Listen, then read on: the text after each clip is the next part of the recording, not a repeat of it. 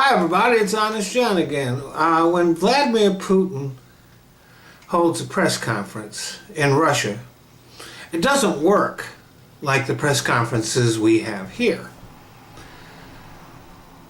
Here in the U.S., every day at the White House press briefing, reporters show up with questions prepared about the most recent controversies of the day. And when the president holds a press conference, the same thing happens. And so sometimes the questioning is harsh. Sometimes it's even hostile. But when Vladimir Putin holds a press conference for the Russian press corps, every question that he is asked has been cleared by him. When he is asked a question, he knows it's coming because the press has been told to ask it.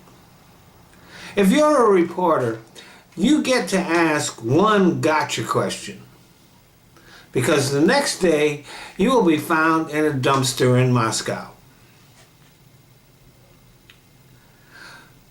So when, in his latest press conference, Putin was asked about Russia's interference in the U.S. elections, he knew the question was coming.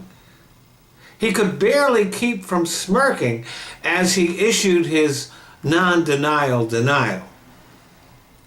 And when he was asked if he had anything on Trump that he was holding over Donald Trump's head, his answer was a message to Trump, a reminder that he certainly does have a lot of things on Trump. I'm sure Trump got the message loud and clear. He may not be a drinker or a drug user, but he is a man of voracious sexual appetites, which is why he is currently on his third marriage.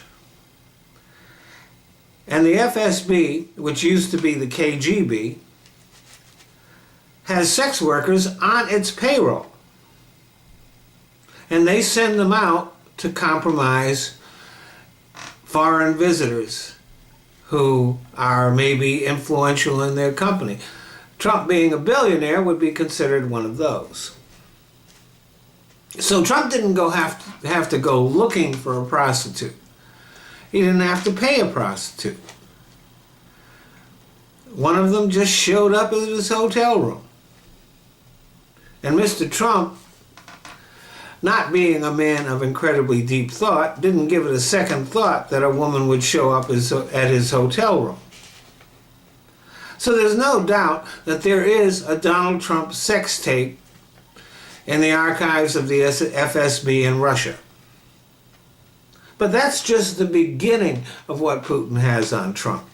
Don't forget, there are some of Trump's business dealings in which the source of the funds that he's getting is questionable.